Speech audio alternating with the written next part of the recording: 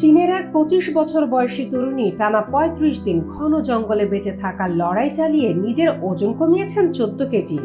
Wildness survival প্রতিযোগিতায় অংশ নিতে গিয়ে তিনি বিপদে পড়লেও সেই পরিস্থিতিকে কাজে লাগিয়েছেন স্লিম হওয়ার সুযোগ হিসেবে। টিকে থাকার জন্য ওই সময়ে তিনি মোট 50টি ইঁদুর শিকার করে খান, যা এখন চীনে আলোচনার ঝড় তুলেছে।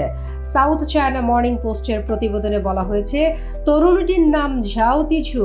তিনি জানান, দীর্ঘদিন জঙ্গলে টিকে থাকার চ্যালেঞ্জিং এই প্রতিযোগিতায় অংশ নিতে গিয়ে খাবারের স্বল্পতা এবং প্রতিকূল পরিস্থিতির মুখোমুখি হতে হয়েছিল। তাই প্রোটিনের চাহিদা মেটাতে তিনি ইঁদুর খাওয়ার সিদ্ধান্ত নেন। পূর্ব চীনের ঝেজিয়াং প্রদেশের একটি দ্বীপে 1 অক্টোবর শুরু হওয়া প্রতিযোগিতা চলে 5 নভেম্বর পর্যন্ত।